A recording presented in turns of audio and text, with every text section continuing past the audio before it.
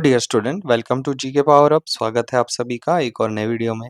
इस वीडियो में हम बात करने वाले हैं दोस्तों कि हमारा जो एग्जामिनेशन होता है, सभी जो बैंकिंग एग्जाम जिसमें आईबीपीएस कंडक्ट कराती है, आपकी आरआरबी की exam, IBPS PO, SBI, reserve Bank of India या इंश्योरेंस सेक्टर के जितने भी स्कीम्स हैं, उसमें एक आपका जो टॉपिक होता है, कॉमन टॉपिक, बैंकिंग अवेयरनेस। तो ये हमारा पार्ट 2 वीडियो होने वाला है, इंडियन बैंकिंग स्ट्रक्चर, जिसमें हम जो टॉप एमसीक्यूज है, पिछले साल जितने भी पूछे गए एमसीक्यूज है प्लस पीवाईक्यूज, उसके ऊपर फोकस करेंगे। सो ये हमारा वीडियो का पार्ट 2 है। आशा करता हूँ कि ये वीडियो आपको पसंद आएगा और लास्ट तक इसे जरूर देखिए। ठीक है दोस्तों, तो चलिए शुरू करते हैं पहले क्वेश्चन से। देखिए, यहाँ पे आपको दिखाऊंगा कि 2020 के आईबीपीएस क्लर्क के मेंस में क्वेश्चन पूछा गया है, एसबीआई पीओ मेंस 2027 2021। तो ऐसे ही हम पूरे पीवाईक्यू के साथ इस टॉपिक को कवर करेंगे।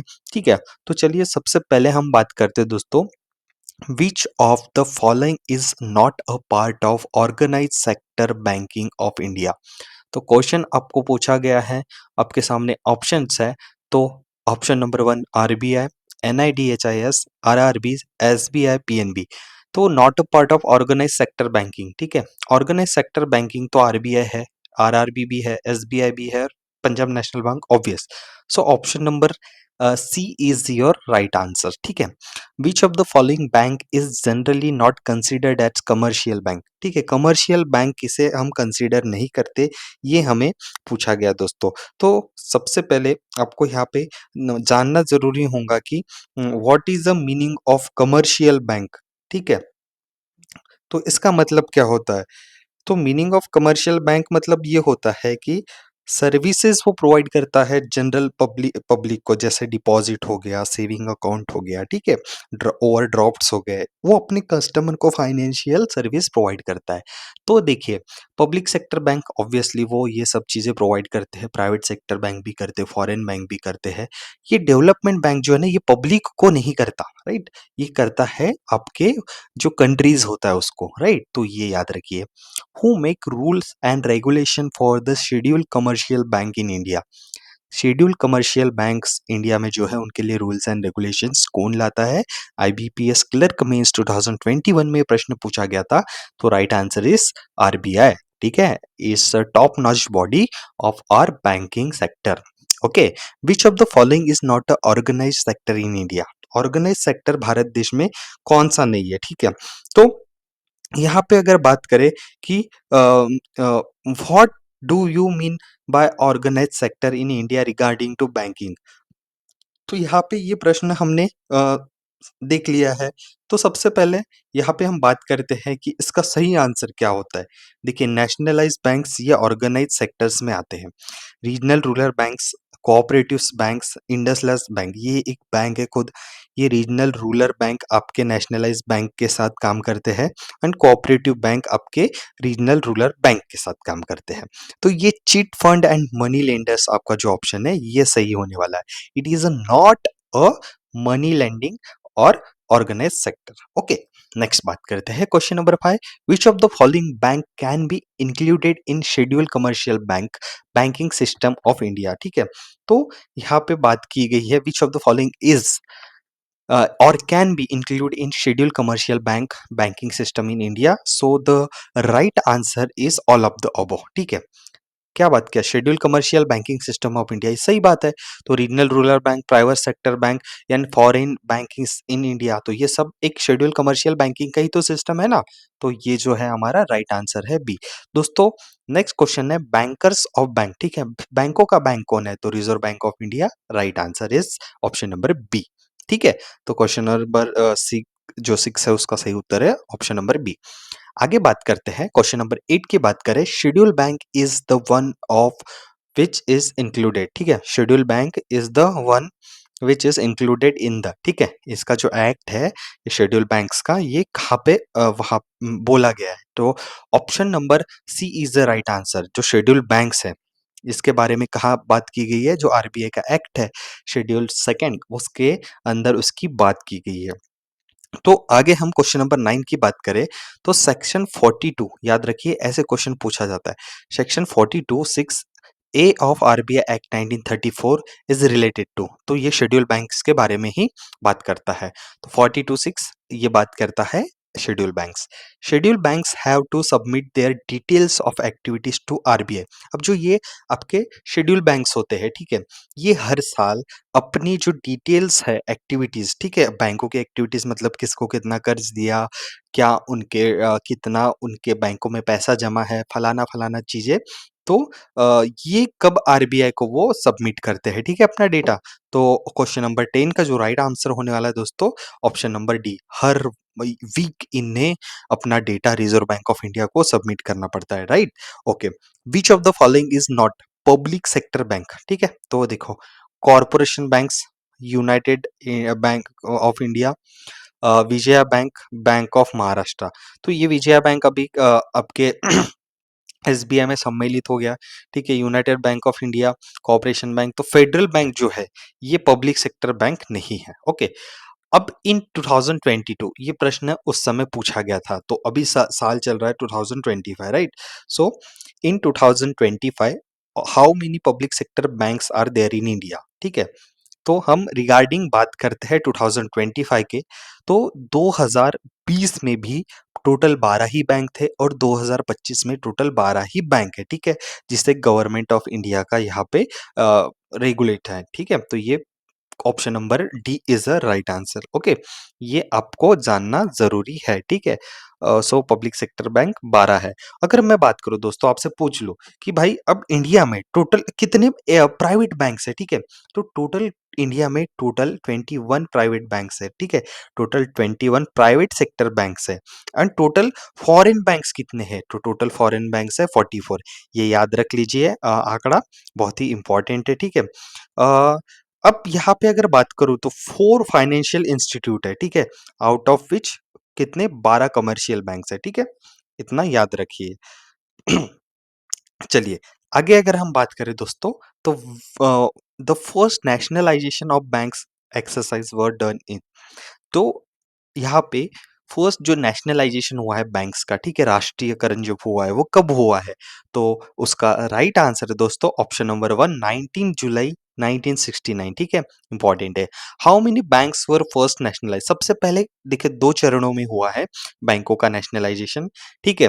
तो यहाँ पे पूछा गया है कि फर्स्ट स्टेप जब हुआ था तो उस समय कितने बैंक्स टोटल नेशनलाइज हुए हैं, तो option number C is your right answer, 14 bank सबसे पहले नेशनलाइज हुए थे। तो दोस्तों एक छोटा-सा नोटिस है आपके लिए, एक इन्फॉर्मेशन है। अगर आप बैंकिंग एग्ज़ाम की तैयारी कर रहे हो, चाहे आप current affairs related, banking affairs related या day to day current affairs के टॉपिक आपको अगर प्रिपरेशन करना है, तो दोस्तों ये चैनल आप बिल्कुल सही जगह आए हो, जिसमें हम day to day current affairs cover करते हैं। आपके आईबीपीएस, आरआरबी, पीओ जो आने वाली एग्ज़ामिनेशन है, ठीक है? जिसमें इम्पोर्टेंट टॉपिक्स होते हैं, जैसे आप देख सकते हो एक्सरसाइज़ेज़ हो गया, इम्पोर्टेंट खेलो इंडिया गेम्स हो गए, एनवायरनमेंट से रिलेटेड या अभी जो आईपीएल हुआ है। सो ओवरऑल करंट अफेयर्स की तैयारी आप इस चैनल के माध्यम से अपनी एग्जामिनेशन के लिए प्रिपेयर कर सकते हो। चलिए बढ़ते हैं नेक्स्ट क्वेश्चन की ओर। अगर आप इस चैनल पर नए हो तो चैनल को सब्सक्राइब जरूर कीजिए। आगे बढ़ते हैं, चलिए क्वेश्चन नंबर 15। क्वेश्चन नंबर 15 की अगर हम बात करें दोस्तों, तो यहाँ पे what was the deposit criteria for 14 banks nationalisation, जो जब नेशनलाइज्ड हुए थे 19 जुलाई 1969 को, तो उनके लिए कितना डिपॉजिट करना ज़रूरी था, ठीक है? तो यहाँ पे ऑप्शन नंबर डी आपका राइट आंसर है 50 करोड़। ये देखिए आईबीपीएस पीओ में 2015 में पूछा गया क्वेश्चन है, nationalisation of banks aimed at all of the following accept. Nationalisation of banks का एम क्या था, क्या करने में उनका उद्देश्य था, एम था। सो तो option number C is right answer, provision of credit to big industries only, right. तब उनका ये मतलब एक्सपेक्ट था, ठीक है। Nationalisation of bank aimed at all of the following except, मतलब ये एक्सेप्ट इसको छोड़ के सब इनके बैंक के उद्देश्य थे, ठीक है। Encourage of new class entrepreneur, access of banking masses, removal of control by few capitalist, ठीक है। तो ये सब उद्देश्य थे। क्वेश्चन नंबर 17 की बात करें दोस्तों, तो यहाँ पे क्वेश्चन नंबर 17 के बारे में क्या है, in the year 1980 the second phase of nationalisation of Indian bank took place. पहला फेज था 1969, राइट, सेकंड फेज था 1980। 1969 में कुल 14 बैंक यहाँ पे नेशनलाइज हुए थे। तो यहाँ पे जब सेकंड फेज शुरू हुआ 1980 में, तो उस समय इंडियन बैंक टुक प्लेस, ठीक है। चूज द करेक्ट स्टेटमेंट, ठीक है। क्वेश्चन नंबर 1 का जो 17 का सही उत्तर है दोस्तों, वो है ऑप्शन नंबर ए। तो 6 more bank were nationalised with deposit over 200 crore, ठीक है, 200 करोड़। तो 14 प्लस 6 आपके टोटल यहाँ पे 20 बैंकों का नेशनलाइजेशन हुआ था। तब पहले जब यहाँ पे क्राइटेरिया था कि कम से कम 50 करोड़ रुपए उनको यहाँ पे क्राइटेरिया था कि 50 करोड़ रुपए आपको चाहिए नेशनलाइज एज अ बैंक होने के लिए गवर्नमेंट के अंदर। लेकिन जब सेकेंड टाइम हुआ था तो 200 करोड़ का डिपॉजिट उनके पास था। ये इतना याद रखिए। क्वेश्चन नंबर 18 की बात करें, the second phase of bank nationalisation took place in 1980 during the prime ministerial tenure of Indira Gandhi ji, which bank was nationalised in this period. तो जब इंदिरा गांधी जी यहाँ पे प्रधानमंत्री थे तो उस समय कौन सा बैंक नेशनलाइज हुआ था, ठीक है, जब उनका टेन्योर था।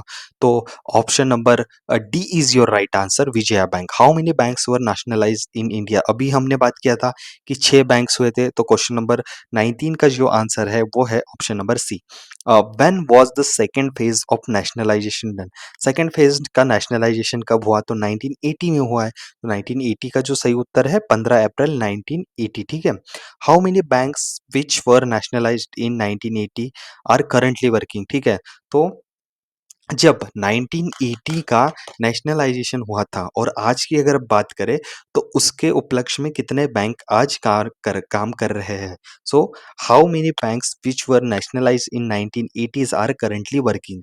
सो the your right answer is option number C. Option number C is 6, ठीक है।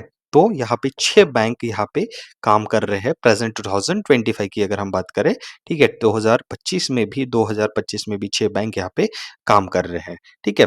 इंपॉर्टेंट है, ये याद जरूर रखिए। आगे बात करते हैं दोस्तों, first merger of nationalised bank occurred in, तो सबसे पहला जो मर्जर है वो कब हुआ था, वो हुआ था आपका ऑप्शन नंबर फर्स्ट 1993 में।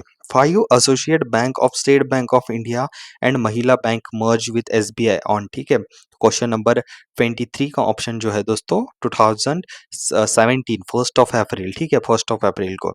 हु इनॉग्रेटेड भारतीय महिला बैंक, भारतीय महिला बैंक एसबीआई में इसमें क्वेश्चन पूछा गया था, ये किसने इनॉग्रेट किया है, तो वो है दोस्तों आपके option number C, Manmohan Singh ji ने भारतीय महिला बैंक का इनॉग्रेशन किया था 2012-21 की बात करें तो यहाँ पे which bank is not in the part of bank merger process, bank merger process में कौन सा बैंक नहीं था, तो सेंट्रल बैंक ऑफ इंडिया ये बैंकिंग के मर्जर के प्रोसेस में नहीं था। विजया देना बैंक ये किसके साथ मर्ज हुए, बहुत ही इंपॉर्टेंट यहाँ पे एक इम्पॉर्टेंट सब्जेक्ट है। तो विजया बैंक जो है वो यहाँ पे मर्जर हुआ है, विजया बैंक एंड देना बैंक ये हुआ है आपके बैंक ऑफ बड़ौदा, राइट। तो 26 नंबर का जो भी राइट आंसर है वो है बैंक ऑफ बड़ौदा। चलिए आगे बात करते हैं, विजया बैंक एंड देना बैंक मर्ज विथ किसके साथ हुआ है, 26 नंबर का हमने अभी ये क्वेश्चन देखा है, ठीक है, bank of Baroda. Which among the following is the third public sector banks to be merged with Bank of Baroda and Vijaya Bank to become third largest bank in India? SBI POK में इसमें 21 में पूछा था। तो यहाँ पे जब भी कोई बैंक के मर्जर आए, ठीक है, ये क्वेश्चन से आप एक चीज समझ लीजिए कि अगर बैंकिंग सेक्टर में कोई मर्जर होता है तो प्लीज ये जरूर पढ़ लीजिएगा। तो देना बैंक इसका सही उत्तर है। Merger of two nationalised bank with Bank of Baroda, Bank of Baroda में किसका मर्जर हुआ है, ठीक है, और कौन से साल हुआ है। तो 28 नंबर के जो क्वेश्चन का सही उत्तर है दोस्तों आपका 2019, 2000, ठीक है, 19 19 इसका सही उत्तर है, ठीक है। क्वेश्चन नंबर 29 की अगर बात करें तो government has merge Allahabad bank with, Allahabad bank को गवर्नमेंट ने किसके साथ मर्ज किया है, तो उसका सही उत्तर है Indian Bank, right, Indian Bank. Okay, presently the number of nationalised bank in India, nationalised bank Bharat देश में कितने हैं, तो दोस्तों option number B is your right answer 12। SBI day हम कब मनाते हैं हर साल, एसबीआई डे मनाते हैं 1 जुलाई। Which of the following bank perform the role of clearing house in absence of RBI, ठीक है। हाँ, ये बहुत ही इंपॉर्टेंट क्वेश्चन है। Which of the following banks perform the role of clearing house in absence of RBI. तो 32 number का जो यहाँ पे आपके सामने क्वेश्चन है तो उसका नाम है दोस्तों एसबीआई। ठीक है, SBI State Bank of India, right. Okay, as June SBI has, ठीक है, कितने रीजनल हब है। ठीक है, तो यहाँ पे टोटल 33 क्वेश्चन नंबर जो है उसका सही उत्तर है 16 रीजनल हब्स है। अगर मैं बात करूं दोस्तों कि अपडेटेड अगर इस प्रश्न का हम उत्तर खोजने का प्रयास करें तो as 2025 SBI has how many regional hubs.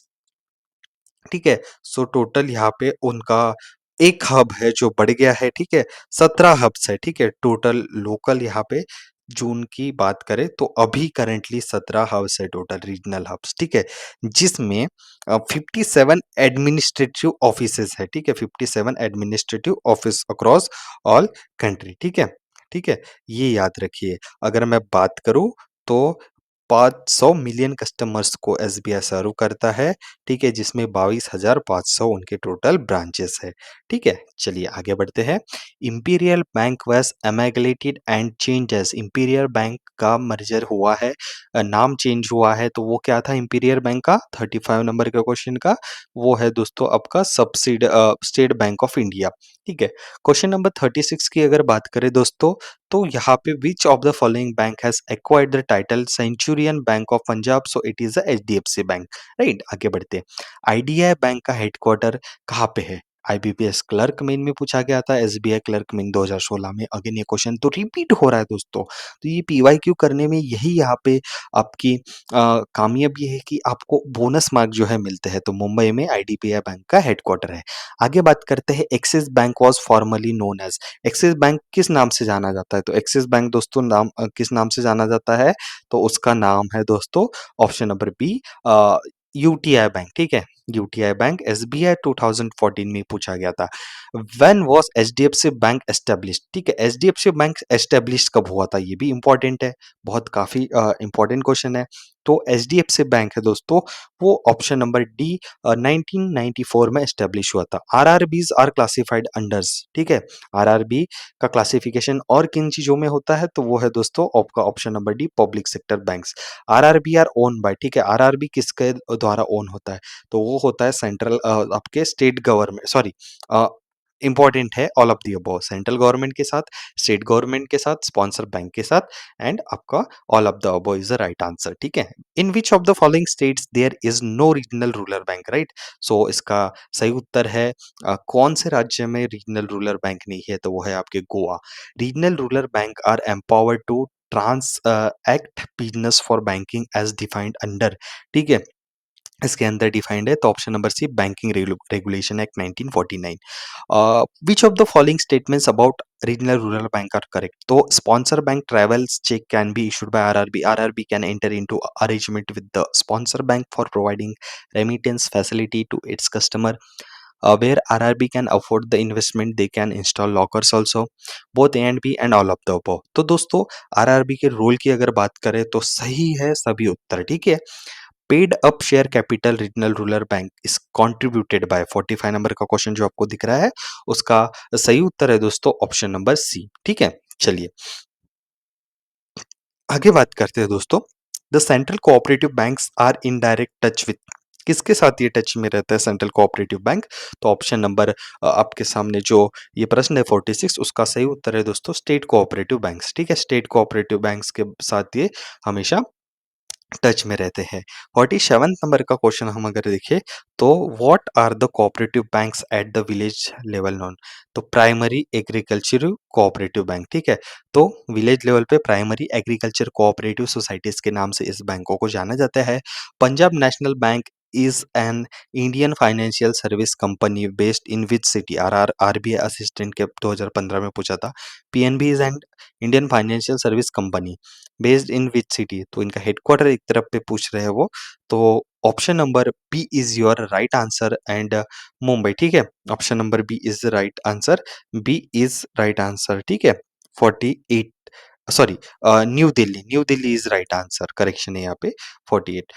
आगे अगर बात करें दोस्तों, union bank of India is one of the major public sector bank in India. ठीक है, आरआरबी ग्रेड बी में ये पूछा गया था। ठीक है, तो यूनियन बैंक ऑफ इंडिया का यहाँ पे हेडक्वार्टर पूछा गया दोस्तों, तो ये भी इंपॉर्टेंट आपका क्वेश्चन बन सकता है। तो option number 1 is your right answer. जिस किसी भी बैंक के पीछे अगर इंडिया लगता है तो उसका हेडक्वार्टर मुंबई में है, ये ट्रिक याद रख लीजिए। 51 नंबर का क्वेश्चन है दोस्तों, तो India got the private bank in 11th year as a Bandhan bank commenced operation in 23 August with 501 branches. What is the punch line of the bank? देखिए टैग लाइन पूछते हैं बैंकों के, तो यहाँ पे जो बंधन बैंक है उसका टैग लाइन क्या है? तो क्वेश्चन नंबर 51 का राइट आंसर दोस्तों, अपना भला, ठीक है, अपना भला आपकी भलाई, ठीक है, ये इंपॉर्टेंट है। सॉरी, द करेक्शन इज आपका भला सबकी भलाई, ठीक है, आपका भला सबकी भलाई, ये पूछा गया था आईबीपीएस पीओ 2025 में दोस्तों। तो आशा करता हूँ ये वीडियो आपको बहुत पसंद आई होंगी। अगर इस वीडियो लेक्चर की पीडीएफ आपको चाहिए दोस्तों, तो प्लीज़ जो लिंक मैंने डिस्क्रिप्शन में दे रखी है टेलीग्राम चैनल की, उसको क्लिक कीजिए, तो आप उस चैनल से जुड़ जाइए। बिल्कुल ये पीडीएफ आपको वहाँ मिलेंगी। उस ग्रुप में आपको daily quizzes, current affair, job related notification and banking current affairs के आपके डेली जो हम वीडियो डालते हैं उसके लिंक्स वहाँ पे प्रोवाइड की जाएँगे, ताकि आप उससे मिस ना हो जाइए। एंड अगर आप इस चैनल पे नए हैं तो प्लीज़ चैनल को सब्सक्राइब ज़रूर कीजिए। मिलते हैं नेक्स्ट वीडियो में, तब तक के लिए आशा करता हूँ कि आपकी पढ़ाई बहुत शानदार तरीके से चल रही होंगी। मिलते हैं पार्ट 3 नेक्स्ट वीडियो में। नेक्स्ट वीडियो में हम बात करने वाले हैं रिज़र्व बैंक ऑफ इंडिया के बारे में, ठीक है? तो तब तक के लिए ध्यान रखिए अपना, take care and revise this video again. Thank you.